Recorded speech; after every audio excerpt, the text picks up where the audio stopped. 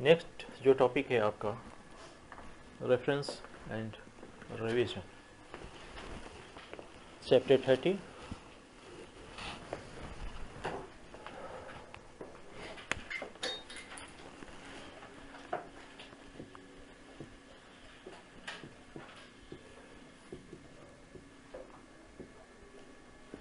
इसमें दोनों चीज़ की चर्चा है, रेफरेंस भी और रिवीजन भी।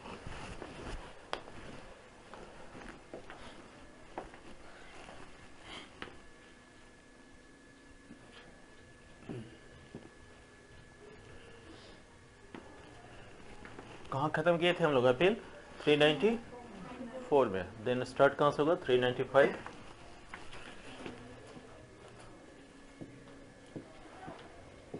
टू 405।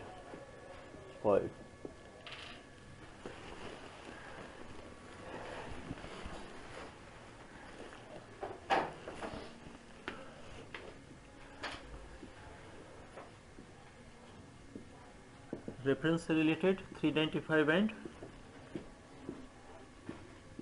396। बाकी revision.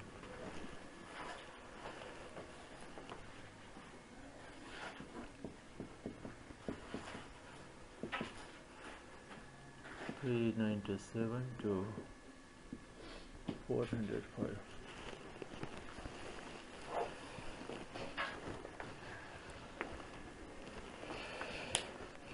Appeal, reference, revision, review, ये सब क्या है? ये रिमेडियल प्रोविजंस है। अगर कोई जजमेंट में या किसी ऑर्डर में या किसी सेंटेंस में या किसी फाइंडिंग में अगर किसी तरह का कोई त्रुटि रह जाता है तो ऑप्शन रहता है आपके पास कि इस एरर्स को आप सुधरवा सकें। एक अंतर है, अपील आपका क्या था? क्या कोई नई प्रोसीडिंग थी?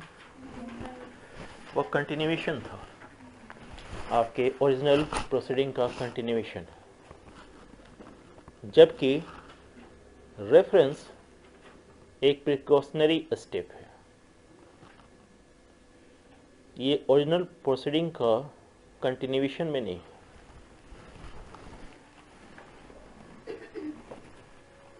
रिवीजन एक अलग स्टेप है, ये भी ओरिजिनल प्रोसीडिंग का कंटिन्यूएशन नहीं है। रिव्यू तो क्रिमिनल मैटर में होता ही नहीं है, और होता है तो किसके कंसर्निंग? सिर्फ एथमेटिकल एंड कलेक्टिकल मिस्टेक के कंसर्निंग होता है। प्रोविजन कहाँ है? 362।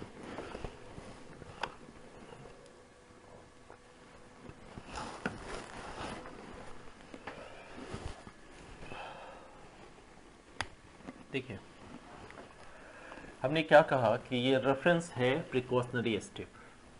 क्या चीज़ की सावधानी बरतें हैं? आपके पास कोई मामला आया है और वो पेंडिंग है, आप जजमेंट ट्रायल चल रहा है या किसी भी स्टेज में कोई मामला है जब वो पेंडिंग है, आपके पास मामला आता क्यों है? आपका जजमेंट चाहिए उस पर, और जजमेंट किस चीज़ के कंसर्निंग चाहिए? कि आपके पास कुछ राइट्स हैं, सब्सटेंटिव राइट है, प्रोसीजर राइट भी है। सब्सटेंटिव राइट को इन्फोर्स कराने के लिए आप प्रोसीजर में जाते हैं, तो उस राइट को इन्फोर्स कराना है। तो पहली स्थिति क्या होती है कि रेफरेंस का मामला जब भी आएगा वो पेंडिंग स्टेज में होगा। मामला जो पेंडिंग है वैसे स्थिति में आप जजमेंट अपने मन से देते हैं। कहाँ से देते हैं? नहीं, फैक्ट तो आपको दिया जाता है, बट उसके लिए आपके पास जो भी राइट्स हैं वो राइट्स कहाँ से आते हैं? यह सब्सटेंटिव पार्ट जो भी है, सब्सटेंटिव लॉ है जो आपका, उसके कंसर्निंग आपके पास राइट्स हैं। प्रोसीजरल राइट है जो, वो भी आपके जो प्रोसीजरल आपके जो इनेक्टमेंट्स हैं उसके कंसर्निंग आते हैं। तो और ये सारे राइट कहाँ से आएंगे? या तो एक्ट से आएंगे,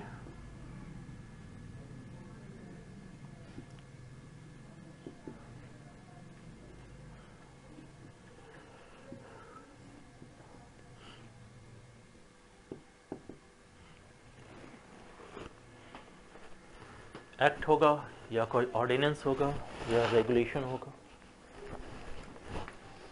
एक्ट कब बनता है? उससे पहले ये क्या रहता है? यह बिल रहता है। जब इसके प्रेसिडेंट का एसेंट मिल जाता है देन वो एक्ट बन जाता है। लेकिन उसके लिए ज़रूरी है ना कि पार्लियामेंट सेशन में हो। जब पार्लियामेंट सेशन में नहीं होता है वैसे स्थिति में प्रेसिडेंट या गवर्नर को ये पावर है किस आर्टिकल के तहत? एंड इसके तहत प्रेसिडेंट को और इसके तहत यस सॉरी 123 एंड 213। 123 में प्रेसिडेंट को और गवर्नर को 213 में। ये क्या है? रेगुलेशन।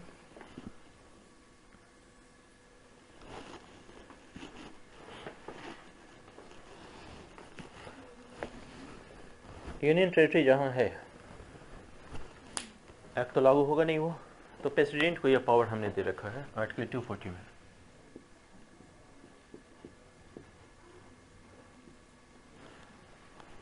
कि वो उन जगहों के लिए रेगुलेशन बनाते हैं। ये पावर किसको है? प्रेसिडेंट को। या फिर 243 में, या फिर गवर्नमेंट ऑफ इंडिया एक्ट 1935 के तहत जो भी रेगुलेशंस बना था उन सब को। ये सारी बातें कहाँ से आई है? रेगुलेशन की परिभाषा कहाँ दी गई है? जनरल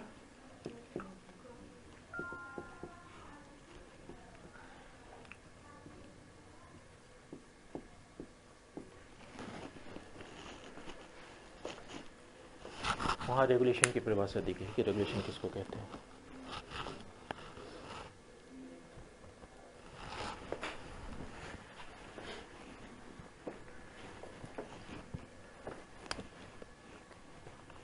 आपके पास जो मामला पेंडिंग है और आपको लगता है कि जिस एक्ट, रेगुलेशन या ऑर्डिनेंस से वो गाइडेड है वो एक्ट, ऑर्डिनेंस, रेगुलेशन या इसका कोई प्रोविज़न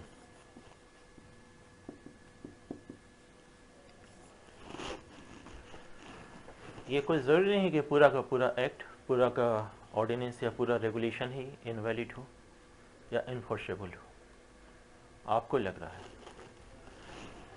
कि आपके पास जो मामला पेंडिंग है उसमें कोई एक्ट, ऑर्डिनेंस या रेगुलेशन या उसका कोई प्रोविज़न इनवैलिड है या इनफोर्सेबल है। पहली चीज। और इस मामले को निपटारे के लिए उस चीज का डिसीजन होना जरूरी है, क्योंकि अगर आप खुद कंफ्यूज्ड हैं कि हम जिस चीज के तहत जजमेंट देने जा रहे हैं वही इनवैलिड है, इम्पॉसिबल है, तो आप कैसे देंगे जजमेंट? तो निपटारे के लिए आपके पास गाइडलाइन क्या है? या तो जिस कोर्ट के आप सबऑर्डिनेट हैं, किस कोर्ट के सबऑर्डिनेट होंगे? हाई कोर्ट या फिर सुप्रीम कोर्ट। इन दोनों का उस पर्टिकुलर मामलों में कोई जजमेंट नहीं आया है। आ गया रहता तो गाइडलाइन मिल जाती, क्योंकि आर्टिकल 141 क्या कहता है? जो भी है वो सारे सबऑर्डिनेट कोर्ट्स पे बाइंडिंग इफेक्ट रखता है। लेकिन अगर सुप्रीम कोर्ट का कोई जजमेंट नहीं है या फिर कंसर्निंग हाई कोर्ट का कोई जजमेंट नहीं है, तो आपके पास क्या मामला बनता है कि इस मामले का पूरा कथन आप लिखिए। ये किसी भी कोर्ट पे लागू हो रहा है। आप इस मामले के कंसर्निंग पूरा कथन लिखिए, वो कारण बताइए, कि क्यों ये एक्ट, रेगुलेशन या ऑर्डिनेंस या उसका कोई प्रोविज़न आपकी नज़रों में इनवैलिड या इनफोर्सेबल है, और इसको कहाँ भेज दीजिए। आपको जजमेंट किसका चाहिए था? सुपीरियर कोर्ट का। और स्टेट के कंसर्निंग अगर बात होती है तो हाई कोर्ट का जजमेंट पूरे स्टेट पे बाइंडिंग इफेक्ट रखता है और सुप्रीम कोर्ट का पूरे कंट्री पे। और आपको दोनों स्थिति में लग रहा है कि ना तो हाई कोर्ट का इसके कंसर्निंग कोई जजमेंट है और ना ही सुप्रीम कोर्ट का कोई जजमेंट आया हुआ है। तो इस सारी चीज़ों को आप एक स्टेटमेंट तैयार करते हुए किसको भेजिएगा? हाई कोर्ट को। हाई कोर्ट को, क्योंकि आपका मामला स्टेट से रिलेटेड है। तो दूसरी बात होती है कि रेफरेंस भी होगा वो हाई कोर्ट में होगा।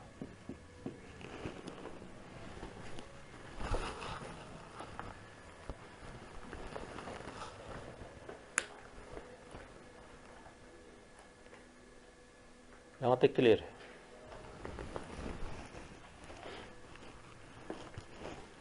ये एक्ट, ऑर्डिनेंस एंड रेगुलेशन, इसके तहत नियम भी बनाए जाते हैं, रूल्स होते हैं।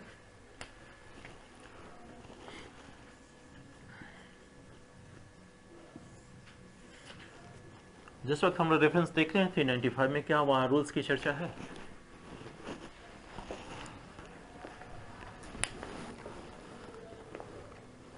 रूल्स की चर्चा नहीं है। तो सवाल ये उठता है कि अगर हमें ये लगे कि जो नियम है यानी रूल है, अगर वही इनवैलिड और इनफोर्सेबल है, तो क्या हम रेफरेंस कर सकते हैं या नहीं?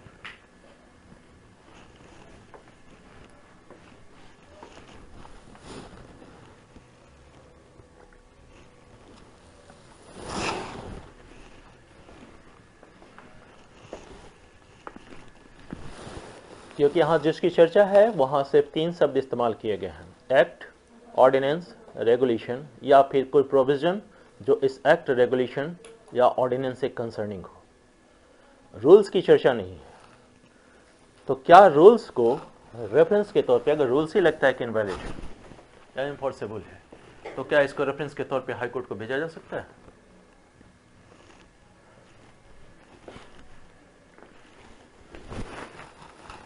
क्योंकि मामला तो निपटाना है आपको और आप ही संदेह के घेरे में हैं अभी। तो आपने स्टेटमेंट तो तैयार कर रखा है, लेकिन अगर वो मामला किसी रूल से रिलेटेड है तब आपके पास क्या ऑप्शन है?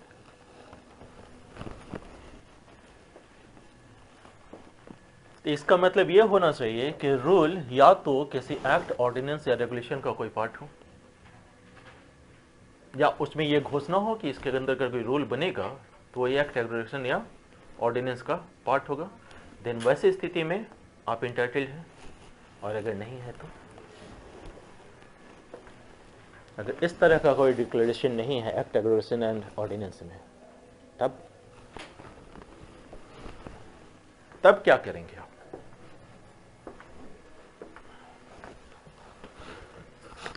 लगाइए कॉमन सेंस। हाँ, बाइंडिंग कहाँ की बात हो रही है? वो तो खुद आप खुद कंफ्यूज्ड हैं इसमें कि, क्योंकि आप इसके बारे में भी कंफ्यूज थे, इसके बारे में भी कंफ्यूज थे, इसके बारे में कंफ्यूज थे और इसके बारे में भी कंफ्यूज थे। लेकिन यहां तो स्पष्ट प्रोविजन है कि एक्ट, ऑर्डिनेंस, रेगुलेशन या उसका कोई प्रोविजन अगर है तो आप इंटाइटल्ड हैं, भेज सकते हैं रेफरेंस के कंसर्न। रूल्स के बारे में तो उसने कहा नहीं है।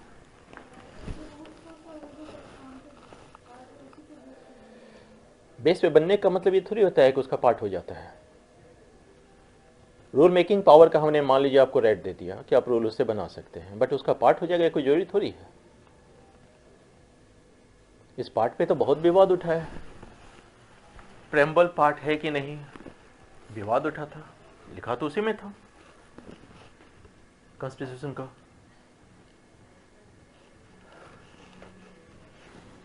तो हमने कहा कि रूल्स को रेफरेंस के लिए भेजने में 2 कंडीशन होनी चाहिए। पहली एक कि अगर इसी एक्ट, ऑर्डिनेंस या रेगुलेशन में ये लिख दिया गया हो कि इसके तहत जो नियम बनाए जाएंगे वो इसका पार्ट होंगे, तब तो कोई प्रॉब्लम नहीं है। जब इसका पार्ट ही है तो इसके कंसर्निंग फिर हम इसके लिए रेफरेंस दे सकते हैं। और अगर ऐसा नहीं लिखा हुआ है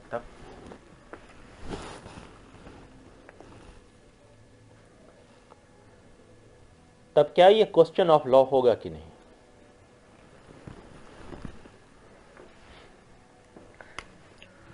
अगर ये इसमें लिख दिया गया है तब तो कोई दिक्कत नहीं है, हम रूल्स को भी रेफरेंस के तौर पे भेज देंगे। अगर नहीं लिखा है तो ये एक क्वेश्चन ऑफ लॉ है, क्योंकि क्वेश्चन ऑफ लॉ इसलिए कि इस लॉ से रिलेटेड अभी तक कोई मामला तय नहीं हुआ है। देन ये क्वेश्चन लॉ है तो इसके लिए इंटाइटल कोई कोर्ट नहीं है। देन इसके लिए इंटाइटल है सेशन कोर्ट एंड मेट्रो, क्या नाम है उसका, मेट्रोपॉलिटन मजिस्ट्रेट का कोर्ट। देखिए 395 का 2 देखिए क्या कहता है वो,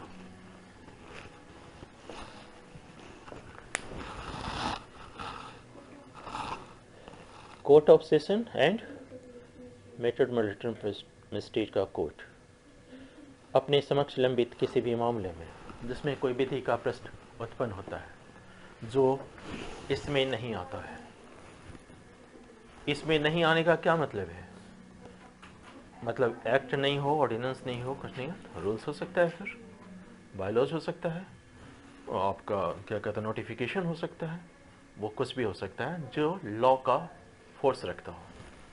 तो उसमें अगर कोई विधि का प्रश्न उठ जाता है, क्वेश्चन लॉ उठ जाता है, तो वैसे स्थिति में ये देखिए यहाँ दो बातें हैं। जिस वक्त हम लोग 395A की बात कर रहे हैं, 1 यहाँ सेल है, और जब हम इसकी 395(2) की बात करेंगे ये में है।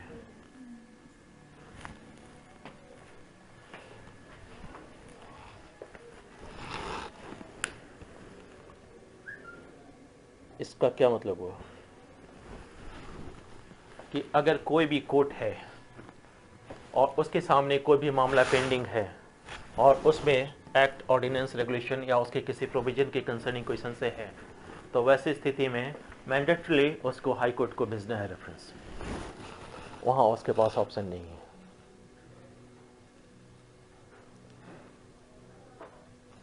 दूसरी चीज, अगर कोई विधि का प्रश्न है जो मामला पेंडिंग है किसके कंसर्निंग, या तो सेशन कोर्ट के कंसर्निंग या मेट्रोपॉलिटन मजिस्ट्रेट के कंसर्निंग वो मामला पेंडिंग है, तो वैसे स्थिति में या तो सेशन कोर्ट खुद ही उस मामले को निपटा दे या मेट्रोपॉलिटन मजिस्ट्रेट मामले को निपटा दे। इसलिए वहां में लिखा हुआ है, वहां हाई कोर्ट को भेजना मैंडेटरी नहीं है। यानी रेफरेंस दो तरीके का होगा, एक मैंडेटरी रेफरेंस और दूसरा ऑप्शनल रेफरेंस। मैंडेटरी रेफरेंस में जरूरी हो जाएगा और ऑप्शनल रेफरेंस में चाहे तो भेजे, चाहे तो मामला खुद ही निपटा ले।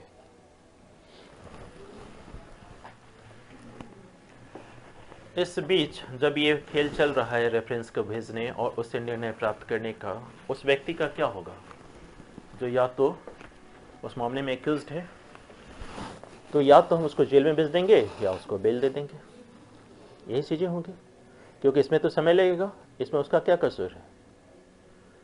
तो क्या एज ए बेल राइट है उसका, बेल एज ए राइट नहीं।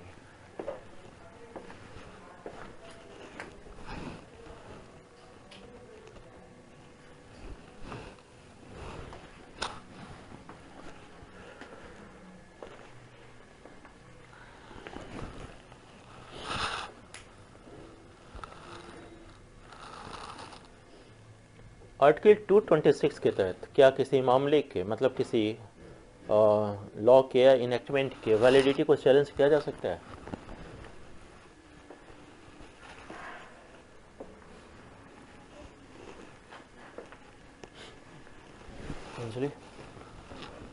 किया जा सकता है।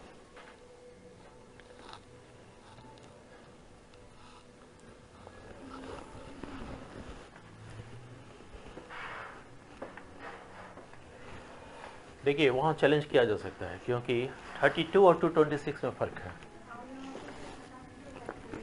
32 में से फंडामेंटल राइट के कंसर्निंग आप जाते हैं, जबकि 226 के तहत आप कोई भी लीगल राइट के कंसर्निंग में जा सकते हैं।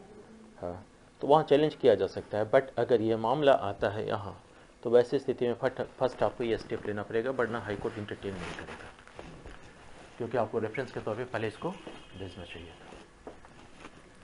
ठीक है, जब ये मामला तय हो गया तो हाई कोर्ट क्या करेगा? क्योंकि दो तरीके के मामले हो गए ना, एक वो जिसमें मामला गया हाई कोर्ट के पास, दूसरा वो जिसको सेशन कोर्ट ने खुद ही निपटा दिया या मेट्रोपॉलिटन मजिस्ट्रेट ने, जहाँ क्वेश्चन ऑफ लॉ अराइज हुआ था। तो वैसी स्थिति में जो मामला हाई कोर्ट के पास गया है, वो उस मामले को निपटा कर अपने सबऑर्डिनेट कोर्ट को भेजेगा। सबऑर्डिनेट कोर्ट में कोई भी कोर्ट आएगा, चाहे वो सेशन कोर्ट भी हो या फिर कोई भी कोर्ट, यानी जो मैंडेटरी रेफरेंस है वो किसी भी कोर्ट के द्वारा किया जा सकता है। कहीं लिखा हुआ है क्या कि किसी सेशन कोर्ट या किसी और के कोर्ट के द्वारा किया जाएगा?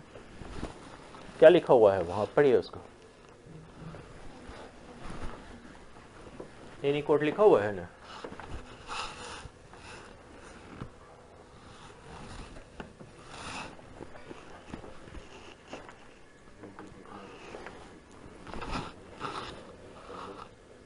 आपसे क्वेश्चन इस तरह से पूछे जाते हैं कि रेफरेंस किस कोर्ट में किया जाता है, क्या जवाब होगा? जब भी रेफरेंस होगा हाई कोर्ट में ही होगा। और जहां ऑप्शनल रेफरेंस था वो कहाँ होता है?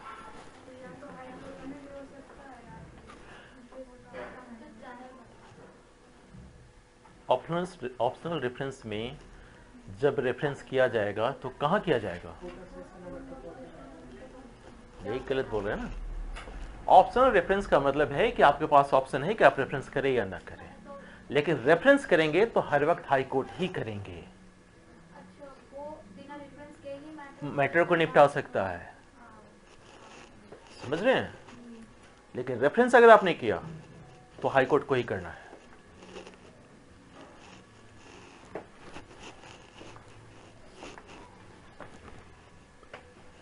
और इस सारे मामले में जो खर्च आएगा वो कौन देगा?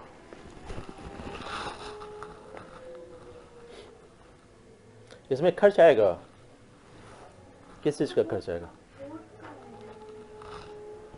तो खर्च के नाम पे कुत्ता भी रोता है, वैसे खर्च आएगा?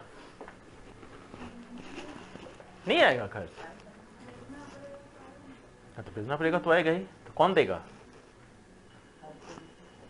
ये हाई कोर्ट डिसाइड करेगा कि किसको देना है। इसने स्पष्ट रूप से नहीं लिखा है कि कौन देगा। वैसे देना किसको चाहिए?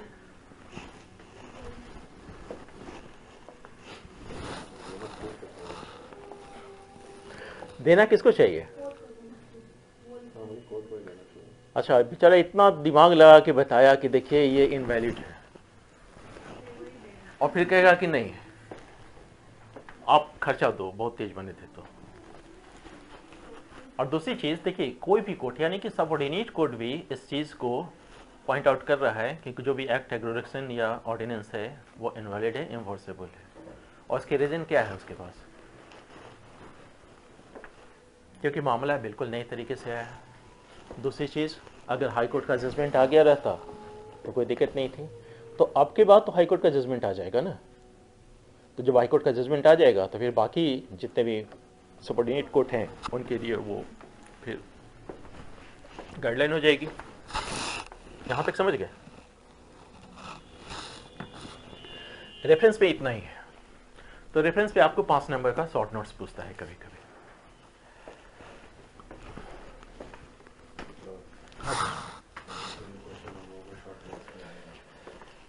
कहाँ? आप केस कर सकते हैं। हमने ये कहा कि आपके एग्जामिनेशन में पूछे जाते हैं, और यहाँ तो एग्जामिनेशन की तैयारी हो रही है।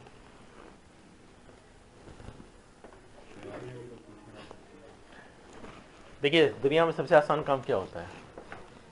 सवाल करना, पूछना नहीं। पूछना और करने में क्या फर्क है? अगर हम आपसे पूछे क्या हो, हमने कुछ पूछा, इशारा किया, तो हमने किया, उसके लिए हमने कहाँ शब्दों का इस्तेमाल किया? इसलिए सबसे आसान काम होता है सवाल करना। पूछने के लिए तो हमको शब्दों का इस्तेमाल करना पड़ता। अब इसके बहुत अर्थ हो सकते हैं। कैसी हो, कहाँ से आई हो, यहाँ क्या कर रही हो, ये सब के सब अर्थ निकल आएंगे।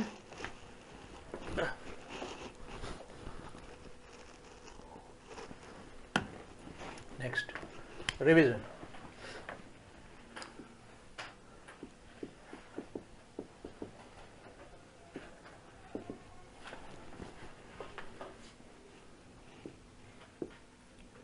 थ्री 405। यहाँ थोड़ा अलर्ट रहिएगा।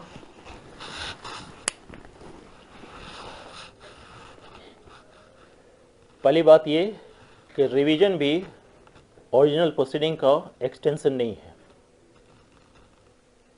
यानी ओरिजिनल प्रोसीडिंग का एक्सटेंशन सिर्फ कौन था? अपील था।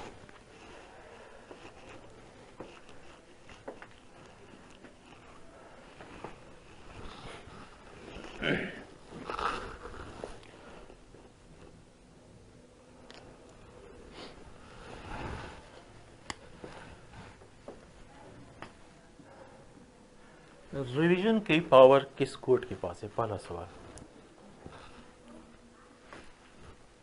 जैसे रेफरेंस की पावर किसके पास थी? हाई कोर्ट के पास। तो रिवीजन की पावर है high court and session court.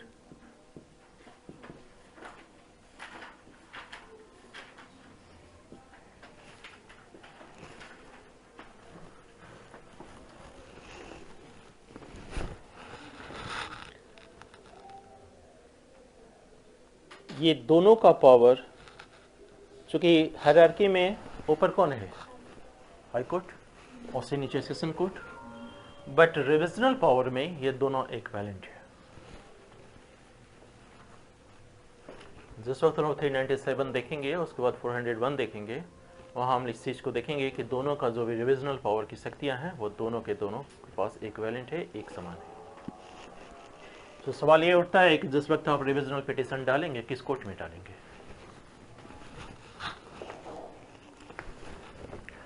Session court को डालेंगे कि हाई कोर्ट को डालेंगे? इस पर हम लोग चर्चा करेंगे। दूसरी चीज, रिवीजन किसके कंसर्निंग होगा? रेफरेंस किसके कंसर्निंग हो रहा था? वैलिडिटी, एक्ट, ऑर्डिनेंस, रेगुलेशन या उसका कोई प्रोविजन। यहां जब हम लोग रिवीजन करेंगे तो इसके कंसर्निंग करेंगे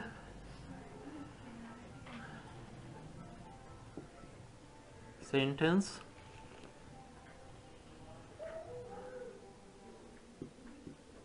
ऑर्डर, फाइंडिंग।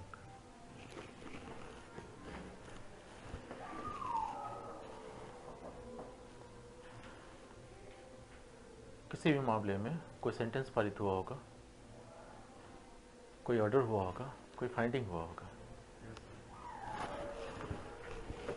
क्या फर्क है इन तीनों में?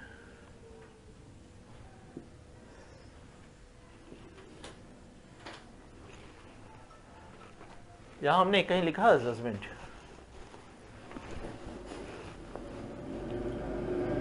यानी जजमेंट की कंसर्निंग रिवीजन नहीं होगा। सेंटेंस कब आता है? जब जजमेंट हो जाता है। और जजमेंट होगा तो किस चीज के कंसर्निंग जजमेंट होगा?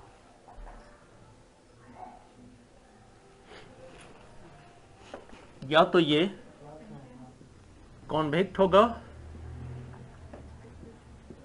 या फिर एक्विट होगा।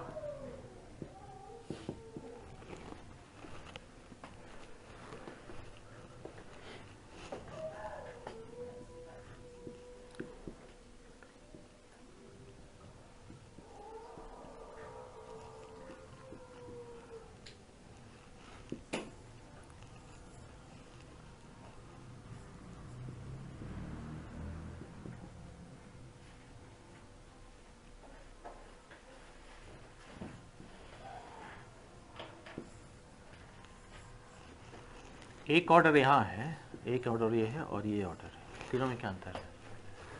एक ऑर्डर है, दूसरा इंटरिम ऑर्डर है, तीसरा इंटरलोकेटरी ऑर्डर है। इंटरिम मतलब unit process same basis.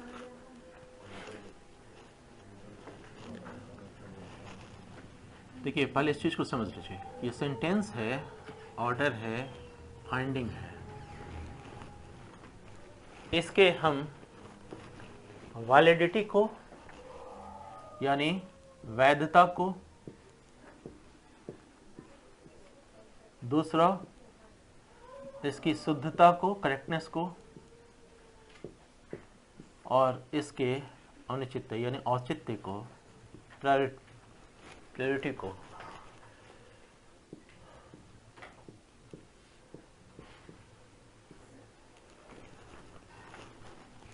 Validity, correctness and priority. क्या लिखा हुआ है वो? प्रायोरिटी उसको, या फिर इसका जो आपका प्रोसीडिंग है, कार्रवाई, उसकी रेगुलरिटी को यानी उसकी नियमितता को चैलेंज करते हैं। हम लोग घबराए नहीं, सभी चीज़ें भी डिस्कस करेंगे। पहली बात समझ लीजिए कि ये पावर जो रिवीजन का है वो हाई कोर्ट को भी है और सेशन कोर्ट को भी है, और दोनों को इक्वल पावर है। दूसरी चीज़, किस चीज़ के कंसर्निंग है? तो कोई मामला हुआ होगा जिसमें कोई सेंटेंस पारित किया गया होगा, कोई ऑर्डर दिया गया होगा, कोई फाइंडिंग हुई होगी, तो उस सेंटेंस, ऑर्डर और फाइंडिंग के करेक्टनेस को, वैलिडिटी को, प्रायोरिटी को, उन चीज़ों को चलेंगे, या फिर प्रोसीडिंग जो चल रही होगी उसके रेगुलरिटी को देखेंगे, कोई रेगुलर प्रोसीडिंग है या नहीं। इसके कंसर्निंग ही आपका रिवीजन होगा।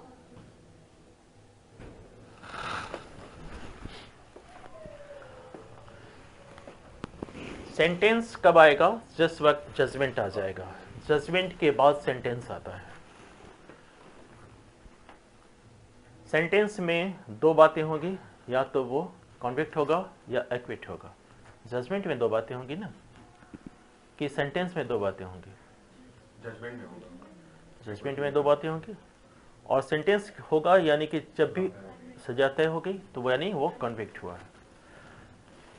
फाइंडिंग क्या है?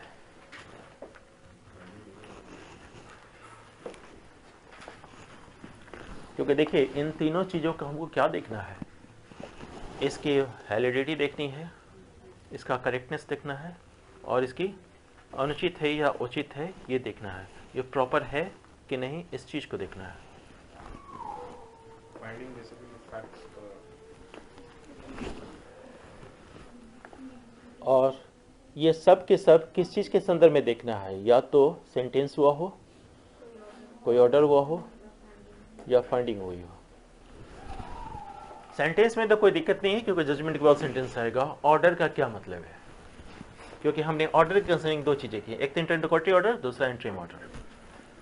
ये क्या है?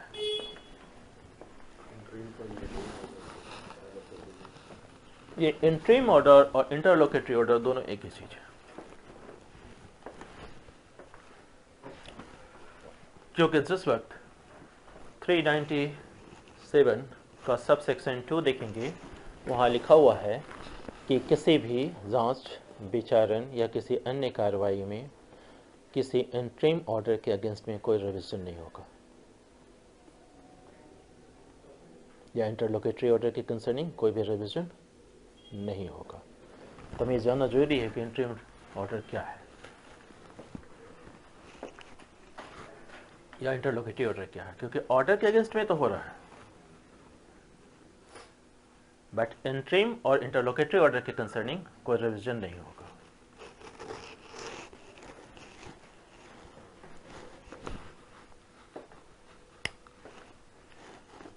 फाइंडिंग का जब बात आएगा तो दो बातें होंगी, या तो हम उसको एक्विट करें या कन्विक्ट करें, और ये फाइंडिंग किस चीज़ पे बेस्ड होगा?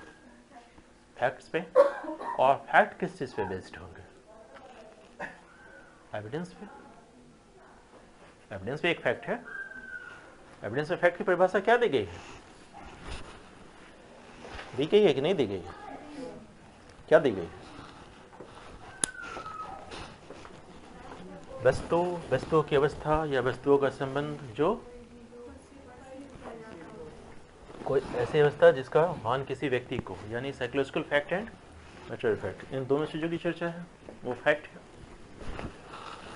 तो जब ये फैक्ट पे बेस्ड होगा तो हमें फैक्ट पे बेस करके ये देखना होगा कि वो करेक्ट है, वैलिड है या फिर रेगुलर है कि नहीं है।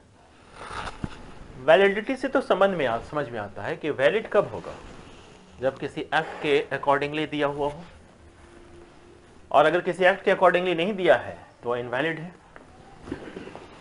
मान लीजिए किसी व्यक्ति ने या किसी कोर्ट ने किसी ऐसे ऑफेंस को कंपाउंडेबल बना दिया है जो कंपाउंडेबल के लिस्ट में नहीं है।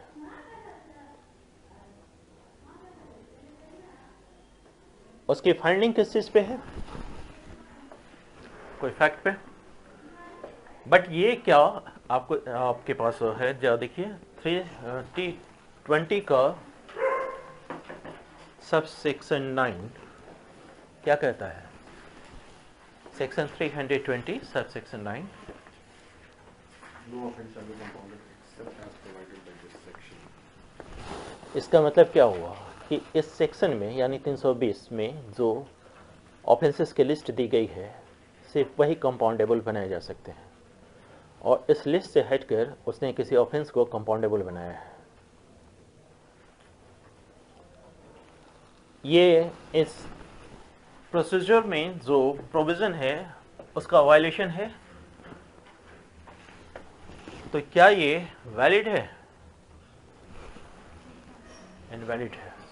बट फाइंडिंग क्या थी आपकी, तो एक तो ये होता है, इसमें कोई दिक्कत नहीं होती है, क्योंकि हम जिस वक्त वैलिडिटी देखते हैं तो जो भी हमारे पास इनएक्टमेंट्स हैं उसके प्रोविजन देख के हम ये तय कर लेते हैं कि वैलिड है कि इनवैलिड है, क्योंकि प्रोविजन में एक्सप्रेस प्रोविजंस है। उसमें 307 क्या कंपाउंडेबल है,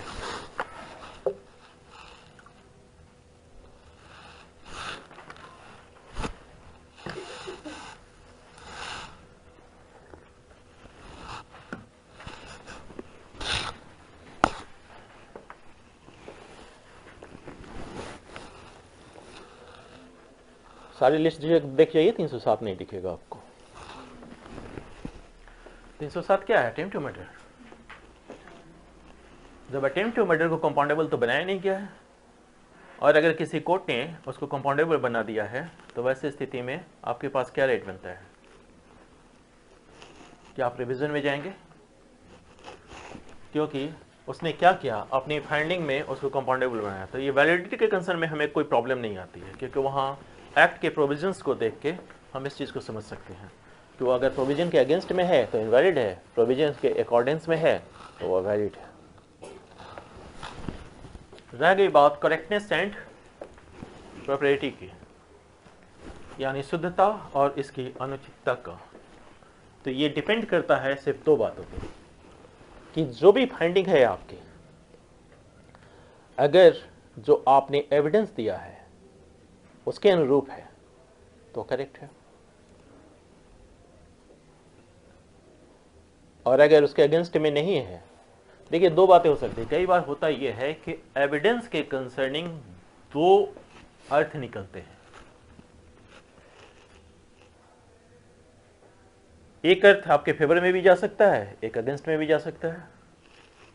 तो हम उस करेक्टनेस की बात नहीं कर रहे हैं, क्योंकि उस तरीके का करेक्टनेस देखने के लिए रिविजनल प्रोविजन नहीं है, उसके लिए फिर अपील है। रिवीजन में हम सिर्फ इसी चीज को देखेंगे कि सेंटेंस, ऑर्डर और फाइंडिंग या तो वैलिड है, करेक्ट है या प्रॉपर है। इन सब चीजों को सिर्फ हम देखेंगे, या फिर जो प्रोसीडिंग्स चल रही है वो रेगुलर है कि नहीं है। तो दो बातें हुई, करेक्टनेस और उसकी शुद्धता और उसके अनुचितता को देखने के लिए हमारे पास क्या ऑप्शन है कि जो एविडेंस के अकॉर्डिंग में अगर हमारी फाइंडिंग है तो वो करेक्ट है, और अगर नहीं है तो फिर हम ये मामला भेज रहे हैं ना हाई कोर्ट या सेशन कोर्ट को, वो तय करेगा। लेकिन आप ये मत भूलिए कि सेशन कोर्ट और हाई कोर्ट ये दोनों अपीलेट कोर्ट भी हैं, तो मामला सेम मामला अपील में भी जाता है। लेकिन रिवीजन में कौन सा मामला जाएगा, तो उसके लिए जरूरी है कि वो सेंटेंस हो, ऑर्डर हो या फाइंडिंग हो।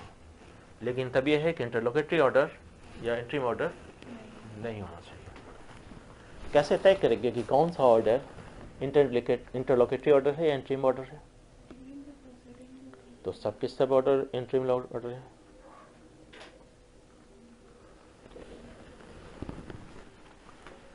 हमारे पास दो जजमेंट है। एक जजमेंट है Amarnath versus state of Haryana.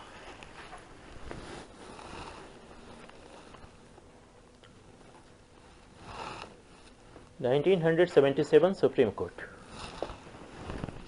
दूसरा 7 Madhu Limaye versus state of Maharashtra.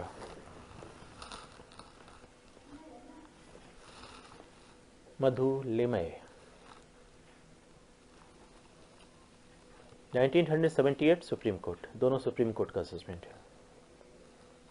Sir दूसरे वाले का ईयर क्या है? 1978। एक ही साल के अंतर में आए दोनों, 77 और 78। उसने एक फार्मूला इजाद किया, इंट्रीम ऑर्डर को कब इंट्रीम ऑर्डर मानेंगे और कब इंट्रीम ऑर्डर नहीं मानेंगे। देखिए, इंट्रीम ऑर्डर पहले समझ लीजिए कि है क्या। जिस वक्त आपने प्रोसीडिंग इंस्टीट्यूट की और जिस दिन जाके प्रोसीडिंग समाप्त हुई, किस दिन जाके प्रोसीडिंग समाप्त होगी, इस बीच में ढेर सारे ऑर्डर पास होंगे। किस किस तरह के ऑर्डर पास हो सकते हैं आप बताइए। कॉग्निजेंस लें कि नहीं, ये ऑर्डर पास हो सकता है। प्रोसेसेस इशू करें कि नहीं, ये ऑर्डर पास हो सकता है।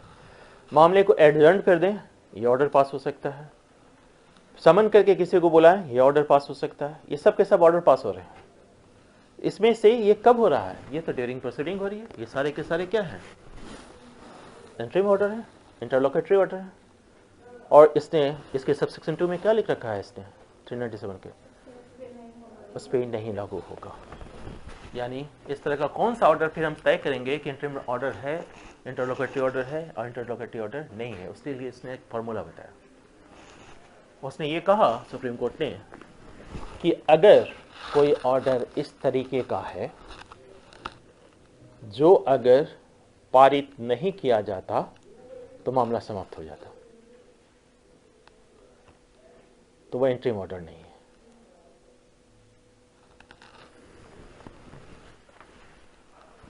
जैसे चार्ज फ्रेम करना है, चार्ज फ्रेम हम नहीं करेंगे। चार्ज फ्रेम नहीं करेंगे तो क्या हो जाएगा, डिस्चार्ज कर देंगे, मामला समाप्त हो गया। तो ये इंट्रीम ऑर्डर नहीं है। इस ऑर्डर के अगेंस्ट में हम रिवीजन में चले जाएंगे।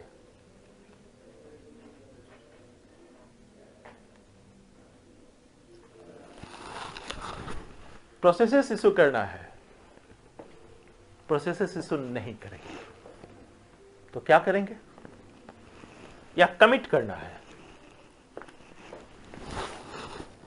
कमिटल समझ रहे हैं ना, जब स्टेट मामला सेशन कोर्ट को कमिट करता है।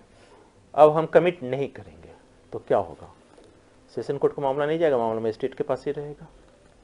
तो कमिट कब करते हैं, याद कीजिए 193 और 207, जब exclusively tribal bye session court हो, तो वैसी स्थिति में हम कमिट करते हैं। और हमने कमिट ही नहीं किया, मामला सेशन कोर्ट में रह गया, सेशन कोर्ट ट्रायल नहीं करेगा, तो ये मामला समाप्त हो गया सेशन कोर्ट के कंसर्निंग। ये इंटरलोकेटरी ऑर्डर नहीं है। प्रोसेस इशू करनी है। प्रोसेस इशू कब करते हैं, मान लीजिए कंप्लेंट हमने फाइल किया। जिस वक्त कंप्लेंट फाइल किया तो उससे पहले हम उसकी इंक्वायरी करते हैं। इंक्वायरी स्टेज पे तो हम प्रोसेस इशू नहीं करते हैं। प्रोसेस इशू कब करते हैं, जब लगता है कि मामला बनता है। तो हमारे पास दो ऑप्शन होता है, या तो सेक्शन 203 में हम उस मामले को डिसमिस कर दें, या फिर अगर डिसमिस नहीं करते हैं तो 204 में हम प्रोसेस इशू करते हैं। हम प्रोसेस इशू नहीं कर रहे हैं। इसका मतलब क्या हुआ कि मामला नहीं बना, मामला समाप्त हो गया। प्रोसेस इशू नहीं करना क्या इंटरलोकेटरी ऑर्डर है, इंटरलोकेटरी ऑर्डर नहीं है। हालांकि ऑर्डर है लेकिन इंटरलोकेटरी ऑर्डर नहीं है, तो इस आदेश के अगेंस्ट में जा सकते हैं। बस ये फार्मूला आपको याद रखना है। इसी चीज को इसने डिसाइड कर दिया कि अरे बिल्कुल नहीं, जब नहीं कहा जाएगा तब तो हम जा ही नहीं सकते हैं। क्या लिखा हुआ है 397(2) में?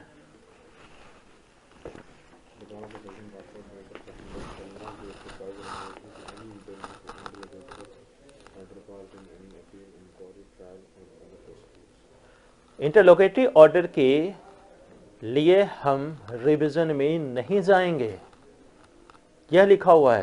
अगर सिंपल भाषा में समझिएगा तो हमें यह देखना होगा कि कौन सा आदेश इंटरिम ऑर्डर नहीं है। हालांकि ये सब के सब आदेश क्या हैं? ड्यूरिंग, पेंडेंसी ऑफ प्रोसीडिंग, ये सब कुछ ऑर्डर आपको पारित किए जा रहे हैं।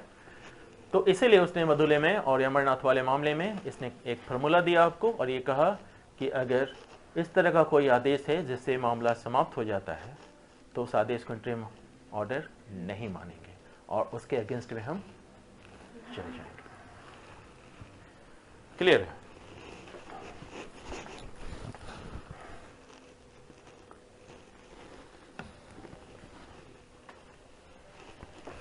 दूसरा सवाल,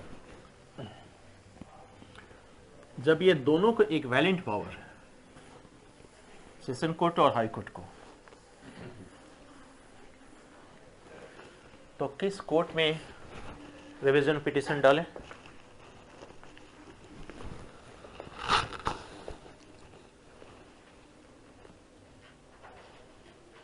एक वैलेंट पावर होने का क्या मतलब है?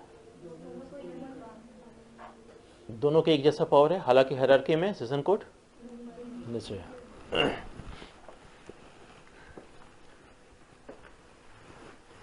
तो एक स्थिति तो ये हो सकती है कि सेशन कोर्ट में हम डालते हैं, तो क्या फिर हम हाई कोर्ट जा सकते हैं?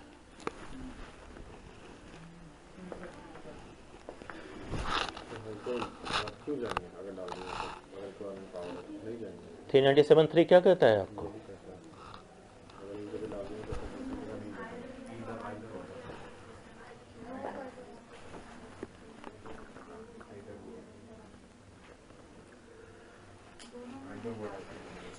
यानी दोनों में किसी एक ही जगह आप डाल सकते हैं, या तो आप सेशन कोर्ट में डालिएगा या हाई कोर्ट में डालिएगा। आप सीधे हाई कोर्ट में भी डाल सकते हैं, ऐसा नहीं है कि पहले सेशन कोर्ट में आपको डालना है। एक स्थिति तो ये सिंपल लैंग्वेज में ये बात समझ में आती है। दूसरी चीज ये है कि रिवीजन के लिए कौन जाएगा? मेरे फेवर में अगर कोई ऑर्डर आया है तो क्या हम जाएंगे?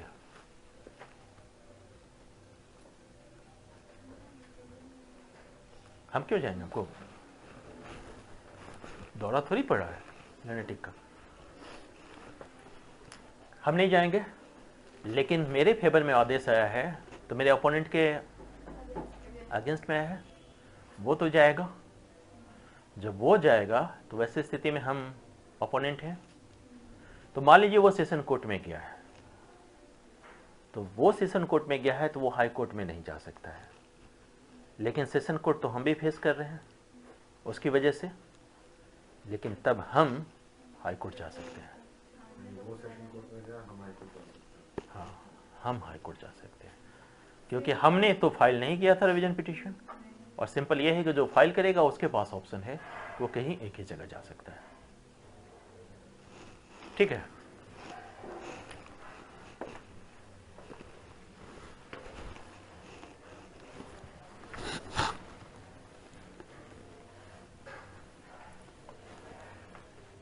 दूसरी चीज है आपको कि जो आपका सेशन कोर्ट है या हाई कोर्ट है, किसी व्यक्ति को अगर डिस्चार्ज किया गया है, याद कीजिए डिस्चार्ज कब कब करते थे, या कोई कंप्लेंट डिसमिस किया गया है। कंप्लेंट डिसमिस कब करते थे? एक तो सेक्शन 3 में और दूसरा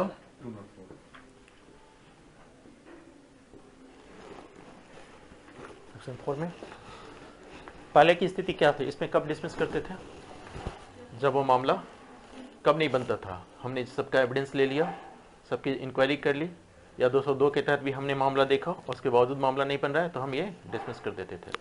दूसरी स्थिति, प्रोसेस फी आपने नहीं सबमिट की, क्योंकि प्रोसेस फी सबमिट करना था, और वैसी स्थिति में फिर मामला हम डिसमिस कर देते थे। तो वैसे स्थिति में अगर ये मामला बनता है कि ये करना है कि इसने कंप्लेंट डिसमिस कर रखा है और किसी व्यक्ति को डिस्चार्ज कर दिया है। डिस्चार्ज कब करते थे? देखिए वो सारी चीजें अब आपको याद करनी होंगी। डिस्चार्ज कब करते थे? 249 में हम क्या करते थे? एक्विट करते थे कि डिस्चार्ज करते थे? 256 में क्या करते थे? मतलब कुछ भी है।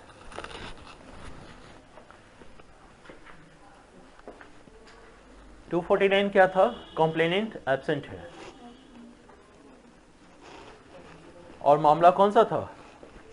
239 मामला वारंट मामला था। 249 की बात कर रहे हैं, वारंट मामला है और कॉम्प्लेनेंट एब्सेंट है। और किस तरह का मामला है? या तो कंपाउंडेबल है, नॉन कॉग्निजेबल है। वैसी स्थिति में हम क्या करते थे? उसको एक्विट करते थे कि डिस्चार्ज करते थे? उसको डिस्चार्ज करते थे। 256 में समन मामला था और कंप्लेनेंट नहीं पहुंचा है सुनवाई के दिन। क्या करते थे हम? वहां एक्विट करते थे।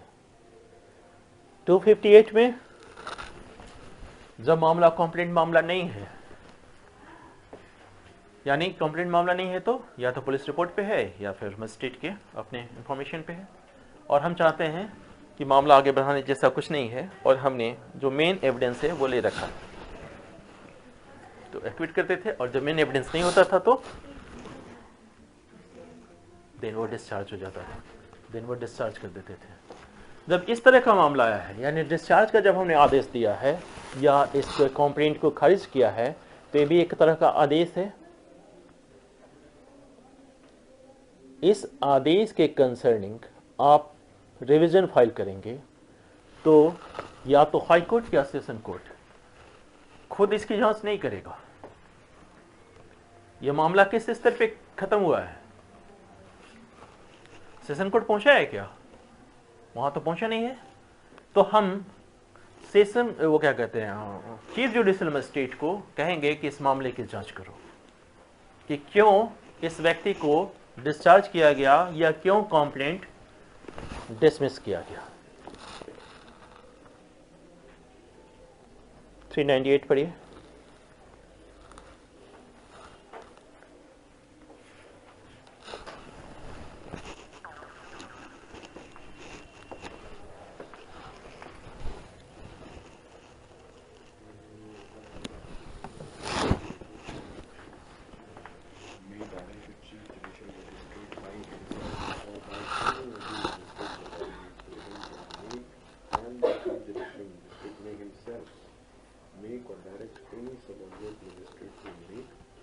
Further inquiry into any complaint which has been dismissed under section 203 or subsection 4 of section 204 or into the case of any specific case or stand upon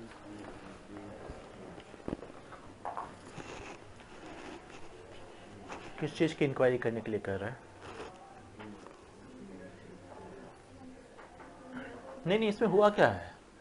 इन दोनों मामलों में तो आपका कंप्लेंट ही डिसमिस हो गया है, और बाकी मामलों में डिस्चार्ज, अगर कोई डिस्चार्ज का आदेश दिया है तो यहाँ सेशन कोर्ट या हाई कोर्ट इस मामले को नहीं सुनेगा, बल्कि वो आदेश देगा चीफ जुडिशियल मजिस्ट्रेट को कि इस मामले की आप जांच कीजिए, क्योंकि आप ही के कोर्ट की कंसर्निंग है। आप इसको जांच करके हमको बताइए कि क्या किस चीज़ के लिए है, या जो फाइंडिंग है या जो ऑर्डर है या जो सेंटेंस है, क्या वो करेक्ट है, वैलिड है या फिर प्रॉपर है। ये खुद नहीं कर रहा है, ये सीजीएम को बोल रहा है। एक खास चीज़ों में, एक तो वो जब कंप्लेंट डिसमिस हो गया हो और दूसरा डिस्चार्ज हो गया हो। व्यक्ति को डिस्चार्ज कर दिया गया हो। लेकिन डिस्चार्ज किए हुए व्यक्ति के कंसर्निंग कोई भी प्रोसीडिंग तब तक नहीं की जाएगी जब तक कि उसको सुनने का रीजनेबल ऑर्डर या उसको अवसर न दिया गया हो। जिस वक्त आप 403 देखेंगे, साथ में देख लीजिए 403, वहाँ ये ऑप्शन है कि जिस वक्त मामला रिवीजन में है तो कोर्ट किसी भी प्लीडर को या उसके कंसर्न पर्सन को सुनने का राइट नहीं है।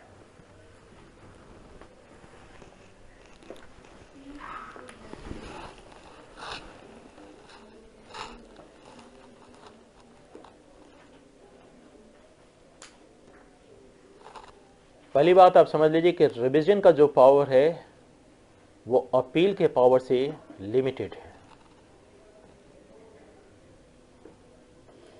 और आप रिवीजन में गए हैं, अपील में नहीं गए हैं। इसलिए न तो कंसर्न पार्टी को सुनने का वहां राइट है न उसके प्लीडर को। हाँ, अगर कोर्ट चाहता है तो नेचुरल जस्टिस के प्रिंसिपल के अकॉर्डिंगली वो उसको परमिट कर सकता है, बट एज अ राइट आप डिमांड नहीं कर सकते कि हमें भी सुना जाए रिवीजन के कंसर्निंग। रिवीजन के कंसर्निंग आप कहां गए हैं, वहां आप एज अ राइट ये नहीं कर सकते हैं कि हमको सुना जाए, मेरी बात सुना जाए या मेरे प्लीडर को सुना जाए, क्योंकि 403 इस चीज की इजाजत नहीं देता है। हाँ, कोर्ट ने अगर आपको परमिट कर दिया तो एक अलग इशू है, बट एज अ राइट आप इसकी डिमांड नहीं कर सकते हैं। लेकिन यहां हम क्या कर रहे हैं, जिस व्यक्ति को डिस्चार्ज किया गया है उसको सुने बिना हम उस मामले में सुनवाई नहीं करेंगे, यानी 403 का ये एक्सेप्शन है।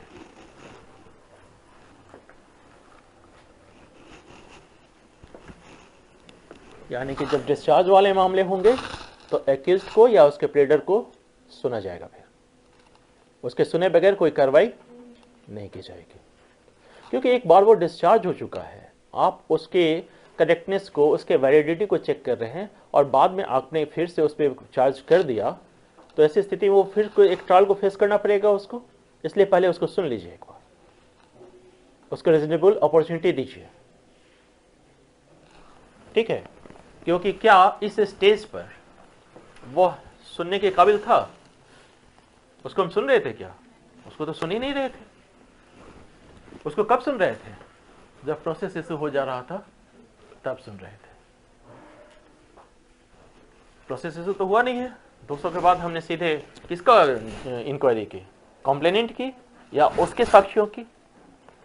एक्यूज्ड की तो हमने सुना ही नहीं है और उसके बाद हमने डिसमिस कर दिया है। अब ये डिसमिस वैलिड है कि नहीं, ये करेक्ट है कि नहीं, ये प्रॉपर है कि नहीं, ये रिवीजन में आप इस आदेश के अगेंस्ट में चले गए, तो अब तो आपको सुनना पड़ेगा एक्यूज्ड को। भले ही 403 में प्रोविजन है कि एक्यूज्ड या उसका कंसर्न कोई भी प्लीडर या कोई भी पार्टी जो उसका कंसर्न प्लीडर को सुनने का कोई एज ए राइट नहीं है, बट वो उसका एक एक्सेप्शन है, ठीक है।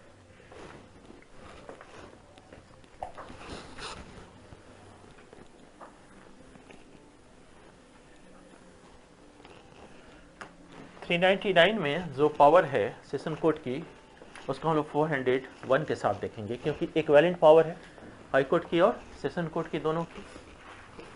और 400 में कहता है कि additional session court,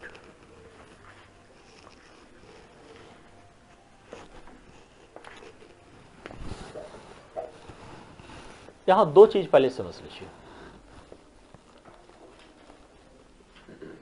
additional session court उन्हीं मामलों में रिविजनल पावर का इस्तेमाल करेगा जो सेशन कोर्ट ने उसको अपने आदेश के तहत उसको दिया है, हमेशा से ही होते आया है। 194 जिस वक्त हम लोग देख रहे थे, वहाँ भी असिस्टेंट या एडिशनल सेशन कोर्ट उन्हीं मामलों को सुनता है जिसको सेशन कोर्ट ने उसको ऑथराइज किया है उसके कंसर्निंग।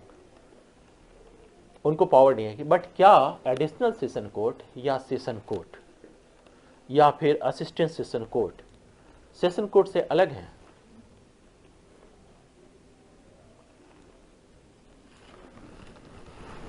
अलग तो नहीं है। तो अगर असिस्टेंट सेशन कोर्ट का कोई जजमेंट, फाइंडिंग या सेंटेंस है तो उसका रिवीजन कहां होगा?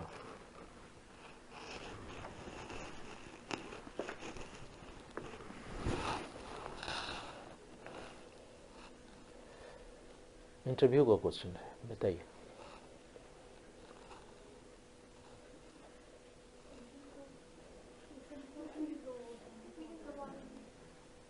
इतना हिंट तो दे रखा है हमने आपको। सेक्शन 9 क्या कहता है? सेशन कोड की पर चर्चा करता है, और सेशन कोड में क्या कहता है कि पूरे जो डिवीज़न है, मतलब जो डिस्ट्रिक्ट है, उसमें एक सेशन कोड होगा, उसकी सहायता के लिए एडिशनल सेशन कोड या फिर असिस्टेंट सेशन कोड होंगे। तो सेशन कोड तो एक ही है, और हमने क्या कहा, रिवीजन कहाँ करेंगे आप? सेशन कोड या हाई कोर्ट करेंगे। हमने सवाल पूछा है कि असिस्टेंट सेशन कोड का कोई फाइंडिंग है, असिस्टेंट सेशन कोड का कोई फाइंडिंग है, या कोई सेंटेंस है, या कोई ऑर्डर है, उसके अगेंस्ट में आप रिवीजन कहाँ करेंगे? जब सेशन कोड की यूनिट एक है तो निश्चित रूप से सेशन कोर्ट में नहीं करेंगे, हाई कोर्ट में ही करेंगे, क्योंकि ये सेक्शन 9 की वजह से वो एक ही यूनिट को डेमोन्स्ट्रेट करता है, चाहे उसके अंतर्गत एडिशनल सेशन कोर्ट हो या फिर सेशन। और हम यहाँ रिवीजन पावर किसको दे रखे हैं? सेशन कोर्ट और हाई कोर्ट। हमने ये थोड़ी कहा है कि एडिशनल सेशन कोर्ट या असिस्टेंट सेशन कोर्ट या सेशन जज, इस तरह की तो बात हमने नहीं की है। हमने तो कोर्ट की बात की है कि ये कोर्ट को पावर है रिवीजन का, हाई कोर्ट को या फिर सेशन कोर्ट को। जजेस की कंसर्निंग हमने बात नहीं की है। इसलिए जब इस तरह की बात हो तो वैसी स्थिति में सबऑर्डिनेट कोर्ट कौन होगा? उसका वो सबऑर्डिनेट है, वो सेशन जज से सबऑर्डिनेट है, बट उसके फाइंडिंग, सेंटेंस या ऑर्डर का रिवीजन हाई कोर्ट में होगा, क्योंकि सेक्शन 9 की वजह से वो एक सेशन कोर्ट है। ठीक है, इसलिए वो आपने देख लिया कि पहली बात ये कि एडिशनल सेशन जज या असिस्टेंट सेशन जज उन्हीं मामलों का रिवीजन पावर करेंगे जो उसको सेशन जज ने उसके कंसर्निंग उसको साधारण आदेश से या विशेष आदेश से प्राधिकृत किया है, ऑथराइज किया है। ठीक है, अब आइए देखिए कि सेशन कोर्ट की पावर क्या क्या है, सॉरी मतलब रिवीजन कोर्ट की पावर क्या क्या है। तो रिवीजन कोर्ट में कौन कौन कोर्ट आ गया? High court and session court, ये दोनों ही रिवीजन कोर्ट है। तो इन दोनों को एक साथ देखेंगे। 399 में किसकी पावर की बात है?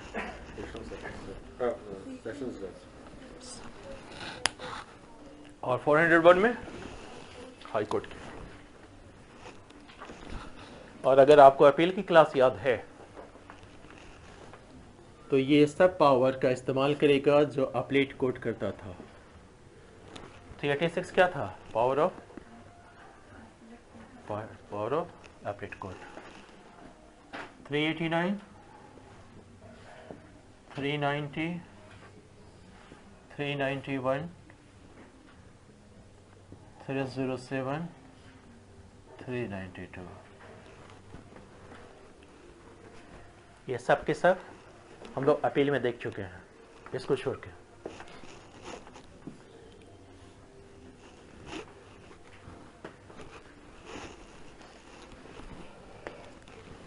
चलिए रिवीजन कीजिए। पावर ऑफ अपीलेट कोर्ट क्या था 386 में? पहली बात यह है कि वो चाहे तो डिसमिस कर दे। समरेली डिसमिस कर रहा था ना, तो डिसमिस कर सकता था। अगर इक्विटल के अगेंस्ट में हुआ है, रिवर्स करके क्या कर सकता था? यही ये नहीं कर सकता है। 401 के 2 या 3 में जरा चेक कीजिए तो उसको देखिए क्या लिखा हुआ है 401 के 3 में। Nothing in the section shall be deemed to authorize the High Court to convert a finding of equity into one of a conviction.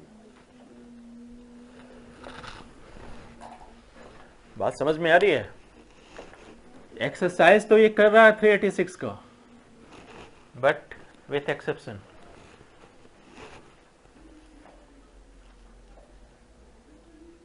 जबकि अपीलेट कोर्ट में क्या हो रहा था? वो रिवर्स कर सकता था, यानी एक्विटल के आदेश को वो कन्विक्शन में कन्वर्ट कर सकता था, रिट्रायल का आदेश दे सकता था, वो सब कुछ कर सकता था, और उसको कॉन्विक्ट भी कर सकता था, जबकि रिविजनल कोर्ट ये नहीं कर सकता है। इसका मतलब क्या हुआ कि अगर कोई व्यक्ति को एक्विटल का आदेश दिया गया है तो क्या वो रिवीजन में जा सकता है कि नहीं जा सकता है?